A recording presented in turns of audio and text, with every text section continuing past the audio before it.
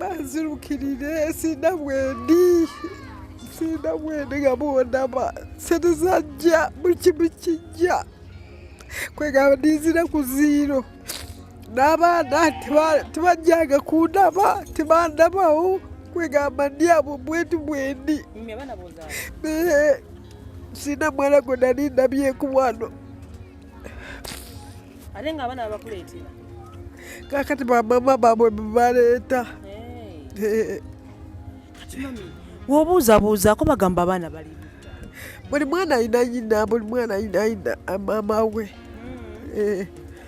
kakati wano bebagenda okuleeta leero owulidde ebanja buli lunaku nali nakazijjayo nga nzija nsasulako ennyumba ninkola ki ninyongera bizinesi kyokka nali nakazijjayo maze ennaku 3 nga tuzijjaeyo kwekola ki kwekujja nali nsuubudde byonna nebijja byonna kwegamba kakati nsasula za bwereere buli lunaku nyina okusasula manerenda buli lunaku nali nzijjayo emitwalo 25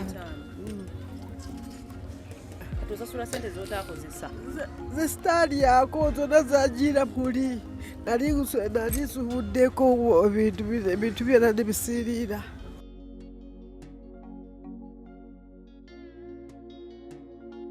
olunaku olwaleero waliwo enjogera 2 ezikoze amakulu mu bulamu bwange ne mmanya nti ebintu gye biri esookera ddala abakyala bazira ey'okubiri nti ekuba omunaku tekya leero mbadde ntambulatambula ndi Kamwokya nensanga omukyala nga muzira kunze mulaba nga muzira bulamu wano wetuli yali wabeera nga wakolera omuliro ne gujja ne gubajjawo nabako wagenda side walize wetugenda okulaba nabako wagenda omukyala ono ye single mother ye mama ye taata abaana 5 ne kati wetwogenda tamanyi n'abaana be gye bali tamanyi n'abaana be wagye bali naye ate ekikwewunyisa nti bazaala abazzukulu neletera ku bizinesi gya alina abazzukulu 7 baliisa balabirira baweerera ku ssomero mu mbeera mwali bwetyo so gamba nti bikoze amakulu olunaku olwaleero nyalange nze Nabulime Esther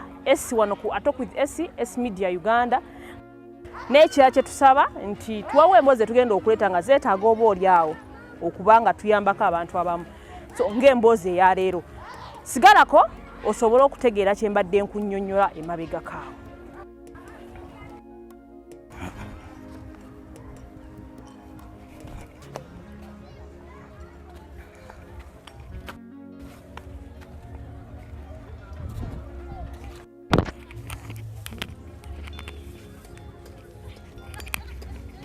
Maama wenkusangidde wano ng'embeera eri etya? Embeera si nnungi wadde n'akatono mbeera mbi. Ki ekyaliwo? Ki ekyatuukawo? Ekyatuukawo omuliro gwatwokya.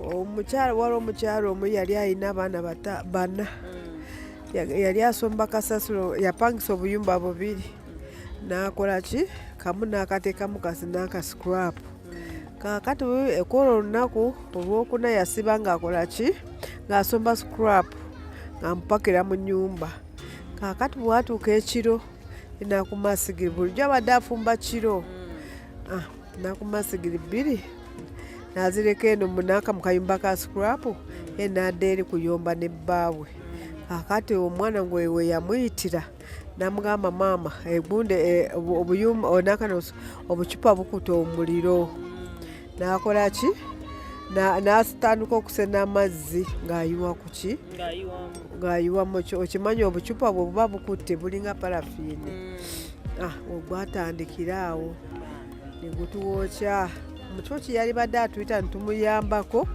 ye yakola yasirika busirisi ng'ajjamu bwe yalaba gweyongedde n'ajjamu abaana be n'atambula n'agenda. Nga mwalaba? Twalaba. Mwasobola okuta azin biki bye mwafiirwa wano? Twafiirwa ebintu bingi buli omu nga yaliwo yalina bizinesi. Kati maama ngambye nti wano we wali nali nsula wano nali mpangisiza wano nga bwensula nga bwenkolera na wano. Oli opangisawo sente? alimpangisa $5,000 akayumba nga musula nga wano neighbor yali ampaddeko akafunga bwe nkolera nga mwalaba twalaba maama kakati twogeddeko wali emabegako by the way nga tunaba kujja ku kamera noŋŋamba nti oli single mother ndi single mother omwami waffe mwami yafa nga kibi mami olina abaana nina abaana 5 bonna gwabalabirira bakula ne bagenda kyokka kaakati abazzukulu bendabirira baleeta bazaalamu abaana nga bakasukira nze mbalabirira buli mwana nenyina abalenzi obamanyi obulidde abazzukulu bali bameka abazzukulu bali 7 bonna gwabalabirira nze nina okuwa obuyambi nze buli kimu nina okusasula wensula nina okugenda kusuubula okulya buli kimu yenze kyokka bintu byonna byajja sina bwendi embeera mbi obulidde maama bino nga wobikola wano mwojja sente ezirabirira famire ye mwenja sente obudde wano nsasula $5,000 mbisuubula Kaleerwe kera ningenda Kaleerwe ninsuubula oluusi ne bampola nize kaakati bampola gye nafirwa ebintu byange nkola kera yawo nintwalayo ate nebanyongera ebirala bizibu ki ebirala byosinga okufuna wano ebizibu nga tulina ebizibu sente tewali obulidde sente tewali embeera tuli mu mbeera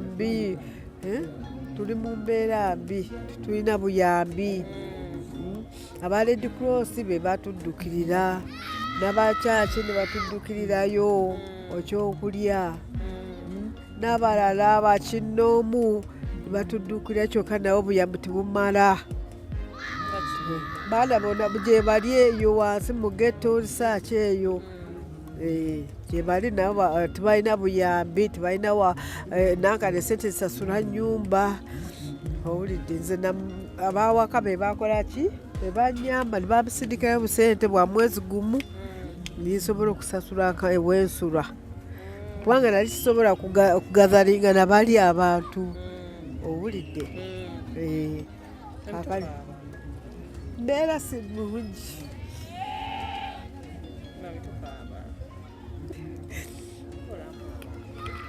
sente zange zonna zanjiira buli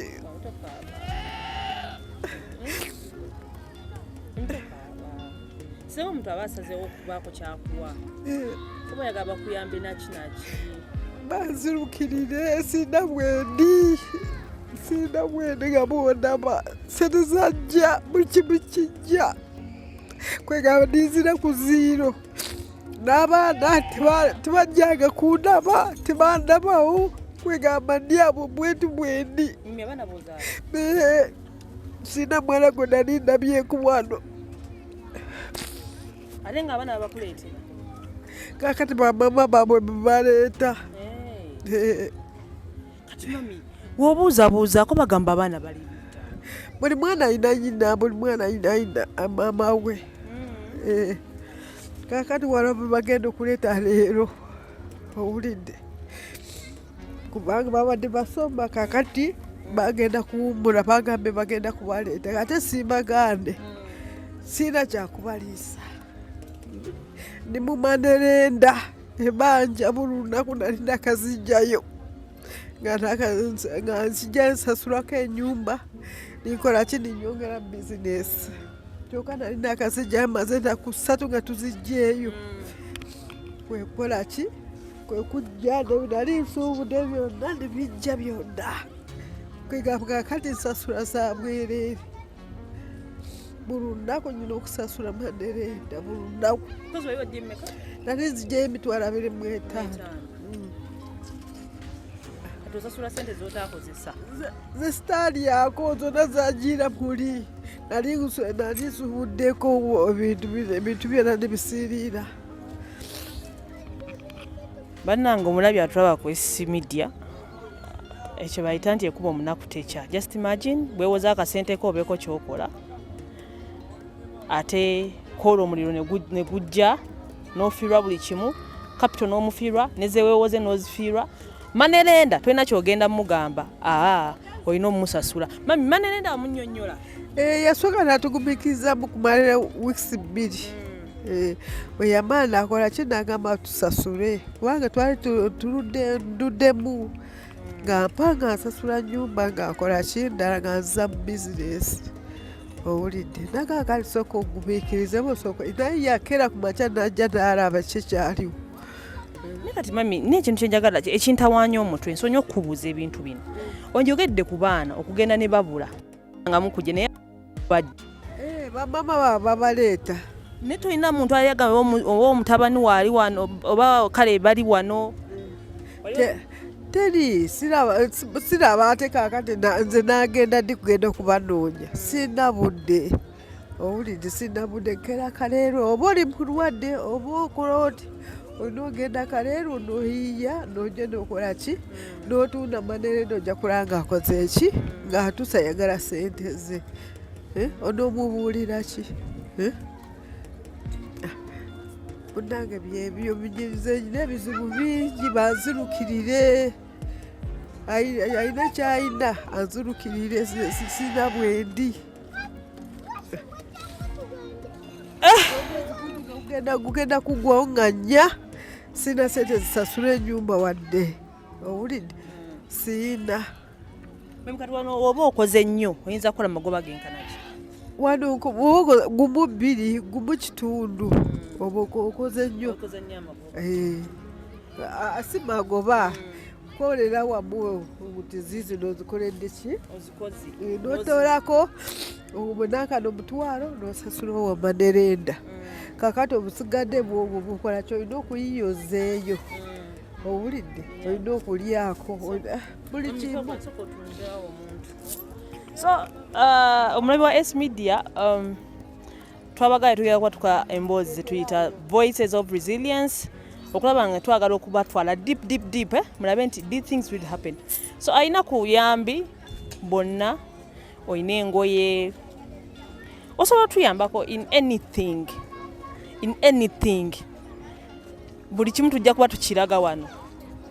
Mama obadde okyagamba okola gumu 2 kyokka wali niho nali nkola ng'akolayo emitwalo gyange 2 ng'osasula ku Manerenda ng'omala ng'okola ki ng'oterekako.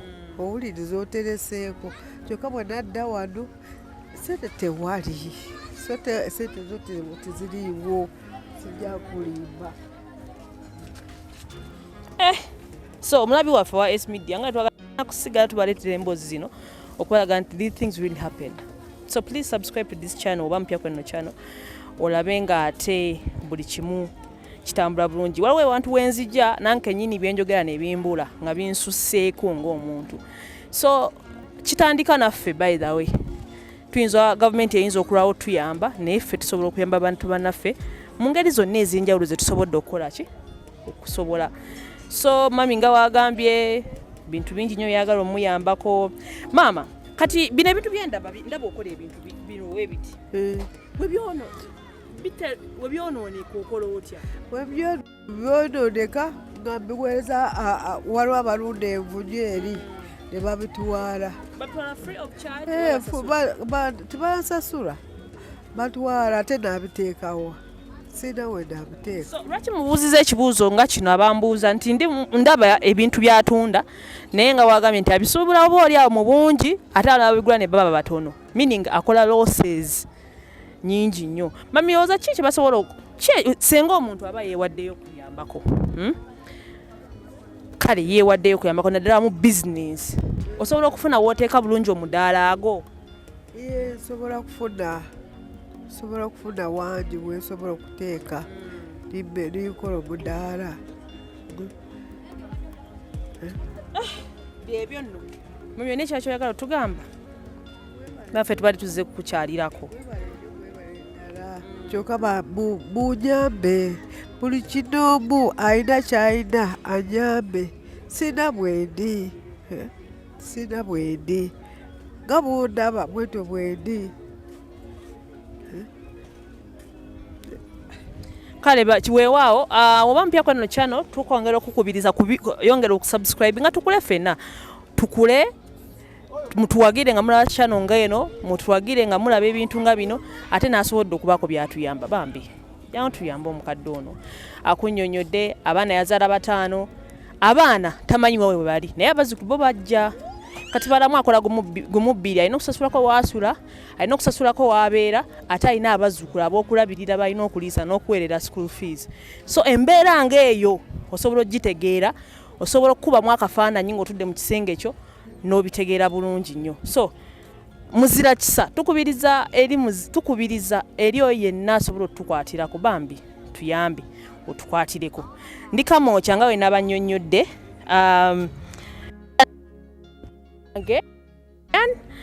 Matilda naye wali ku ntebe nga tukusaba bambi you subscribing you like you leave a comment otubuulire gwali by the way osobola n'otubuulira nti olina wooli ne tujjawo era tomanya ne tubaako kye tukola either ng'oyamba omukyalo ono oba nawe ng'olina ky'oyagala okwogerako eri eggwanga tubaagala nnyo mwongere okutugoberera ku social media platforms endala saagala mwerabire nti eno program ebeera ewagiddwa aba Cubs Nation bano nno nga bavuga emmotoka wonna woli mwabakomawo ebweru mba ku kyeyo mwabakola bikya mbaawa okuba kubika simu esimu zigenda kuba ziteekebwako awo noba nga bakukima you feel comfortable tesibabbi buli kimu kikolebwa weewaawo tubaagala nnyo nsigala nze Nabulime Esther Essie wano kwa Talk with Essie Media Uganda. We meet next time. Bye bye.